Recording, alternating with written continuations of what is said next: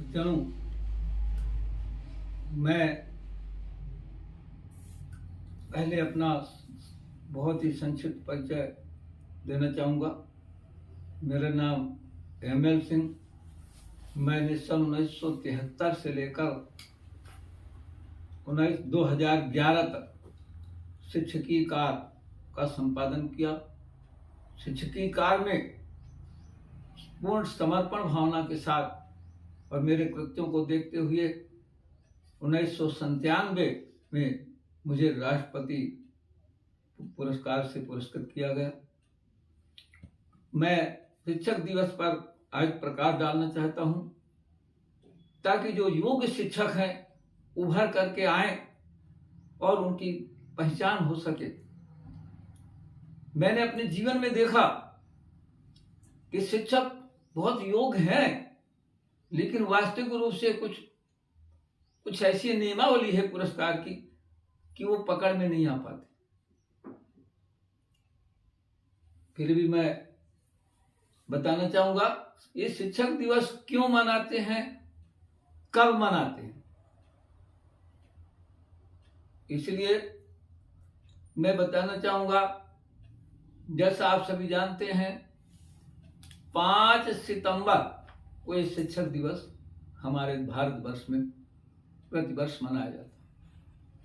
क्यों 5 सितंबर को? क्योंकि 5 सितंबर को डॉक्टर सर्वपल्ली राधाकृष्णन जी का जन्मदिन, उनके जन्मदिन को शिक्षक दिवस, क्योंकि वो पहले एक शिक्षक के रूप में बहुत दिनों तक उन्होंने कार्य किया था। उन्होंने शिक्षक की गरिमा को समझा था और उनका कहना था कि मेरा जो जन्मदिन है वो एक शिक्षक दिवस के रूप में मनाया जाए। जब वे द्वितीय राष्ट्रपति थे, डॉक्टर सर्वपल्ली राधाकृष्णन द्वितीय राष्ट्रपति, उस समय से ये शिक्षक दिवस उसी समय से शुरू हुआ जो निरंतर जारी है।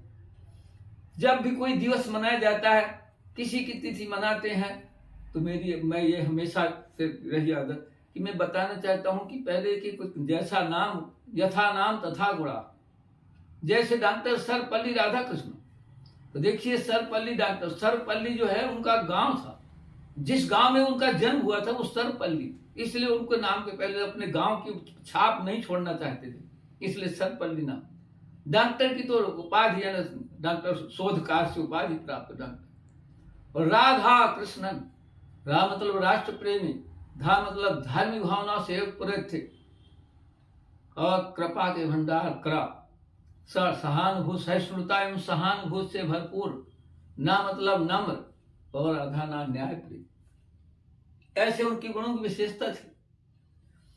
और वो यही चाहते थे कि बड़े जो शिक्षक की कितनी गरिमा है, शिक्षक से पूरा राष्ट्र निर्भर है और शिक्षा ही नींव है जड़ देश की, अतः शिक्षकों का सम्मान। इसलिए उनका ये हमेशा कहना था, वो क्या कहते थे, महान मनीषी, महान शिक्षाविद, महान तत्ववेदा और महान दार्शनिक डॉक्टर सर्वपल्ली राधाकृष्णन का ये स्वयं का कहना था कि जो औरों के लिए जीता है, जो औरों के लिए जीता है, औरों के लिए मरता है, उसका हर आंसू रामायण और उसका हर कर्म गीता है, उसका हर कर्म गीता है। ये उनकी विशेषता, वो कहते थे। और मैं संक्षिप्त में ये बताना चाहूंगा कि क्यों मनाते, तो आपको मालूम हो गया, अब कब मनाते हैं इसलिए ये भी मालूम हो गया। अब आपको शिक्षक बहुत ही संक्षिप्त में कि शिष्ट 3 तो वैसे भी बहुत कम समझ, शिष्टता, क्षमता, कर्तव्य निष्ठा, इस शिक्षक में विशेष गुण जो नाम है सब होना ही चाहिए, तभी वो सही शिष्ट, तीनों गुणों का।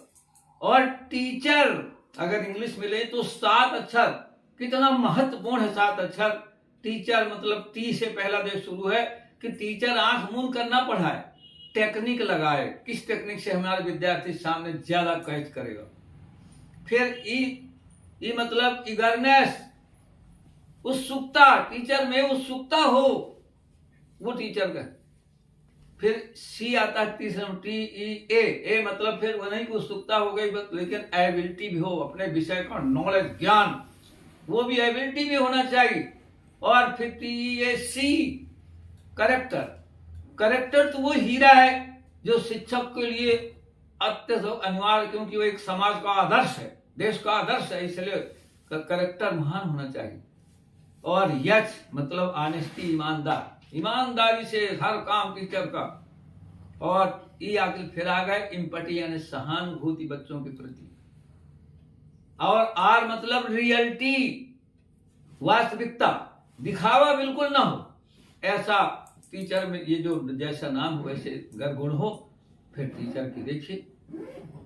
तो उसलिए उनका कहना ये था टीचर जो है इतने हैं कि चाहे वो कुछ भी हो, टीचर का काम यह है कि नया नया खोज करे, नया आविष्कार करे कि मेरे विद्यार्थी और कैसे एक नई चीज को कैसे पकड़े, मैं क्या विधि कौन तरीका अपनाऊं।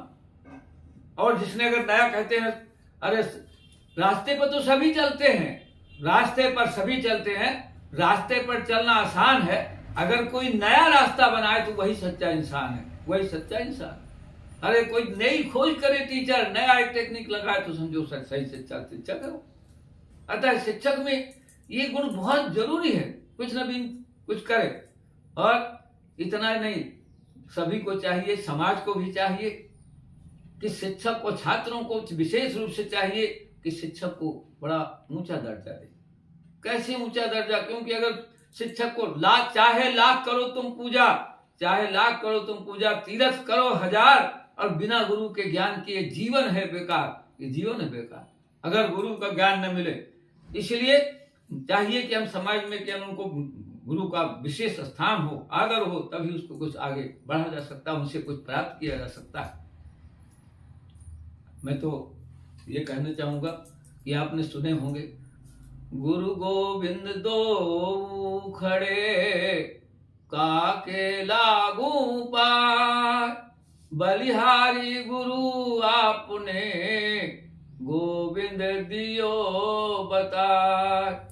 अरे मैं कहता हूँ कि जहां पर देख लिया एक गुरु भी खड़े हैं वहीं पर और गोविंद भी खड़े, दोनों खड़े, प्रभु भी खड़े हैं, लेकिन अब वहां किसको पहले प्रणाम करना चाहिए?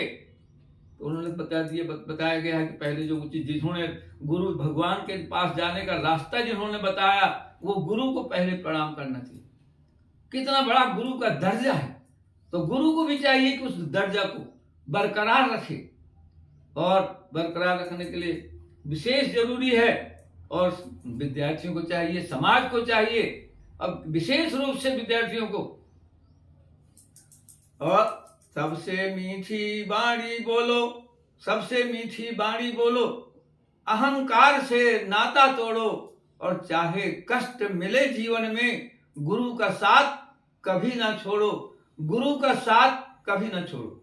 गुरु जिसको कुछ करना है जीवन में, उसको गुरु को पकड़ के ही चलना है। अगर गुरु को नहीं पकड़ेगा तो उसकी मझधार में कहीं भी डूब सकता है।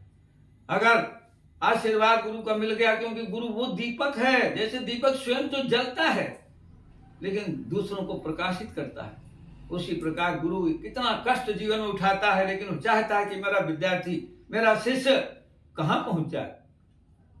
एकलव्य और द्रोणाचार्य को उदाहरण देख लीजिए, गुरु संदीपन कृष्ण भगवान का, कृष्ण सुदामा के जहां पढ़ाते उनको उदाहरण दीजिए। तो गुरुओं की महिमा परंपरा है, गुरु परंपरा बहुत चली आ रही। पहले ये मैं बता दूं कि पहले माता पिता प्रथम गुरु कहलाते हैं, दूसरा गुरु, क्योंकि बचपन जैसे लड़का बच्चा होता है तो माँ ही पहले उंगली पढ़कर सिखाती, तो पहले गुरु माता, दूसरा गुरु शिक्षक जो पढ़ाने वाले वो गुरु, और तीसरा जो कान फूकने वाले जिन्होंने वो भटते हुए, ये गुरु हैं। अतः इन गुरुओं का हम आदर करें और इसको, परंपरा को जीवित रखें, तभी हमारा देश ऊंचाइयों पर छू सकता है, जा सकता है। इसलिए मैं ये कहना चाहूंगा, इंसान शिक्षक छात्र को, मैं ये कहना चाहूंगा कि शिक्षक छात्र को इंसान बना सकता है, शिक्षक छात्र को शैतान बना सकता है, और हो अगर शिक्षक में शिक्षकत्व साथ ही हो तो शिक्षक छात्र को भगवान बना सकता है, भगवान बना सकता है। शिक्षक में वो गुण है। अतः मैं इतना ही कहना चाहूंगा कि शिक्षक समाज सबको सभी को ये एक ऐसा संगम है। मैं तो हमेशा समझता हूं कि इस प्रकार का है जैसे तीर्थराज प्रयाग तीर्थराज प्रयाग में गंगा यमुना सरस्वती तीनों का संगम है। तीनों का संगम, गंगा का जल दिखाई देता है, यमुना का दिखाई देता है, सरस्वती अदृश्य है, उसका जल दिखाई नहीं देता। उसी प्रकार से विद्यालय में जो छात्र हैं वो गंगा, शिक्षक हैं वो यमुना है, और जो सरस्वती अर्थात जो पालक है वहां रहते नहीं स्कूल में, लेकिन वो सरस्वती हैं। उनका तीनों का जब समन्वय होगा तभी तीर्थ में वहां पर तीर्थ का प्रभाव होता है, जब तीनों का संगम, तीनों का समन्वय। इसी प्रकार छात्र, पालक और शिक्षक तीनों का जब कड़ी एकत्रित होती है तब पता नहीं कहां पर पहुंचा सकता था। इसलिए अंत में मैं यही कहना चाहूंगा, अंत में मैं कहूंगा उनको प्रणाम करते हुए गरिमा को अपने समझे सभी। अज्ञानांधकारस्य ज्ञानांजन शलाकया चक्षु उन्मीलितं नेत्रम तस्मै श्री गुरुवे नमः, तस्मै श्री गुरुवे नमः। मैं गुरु को प्रणाम करता हूँ।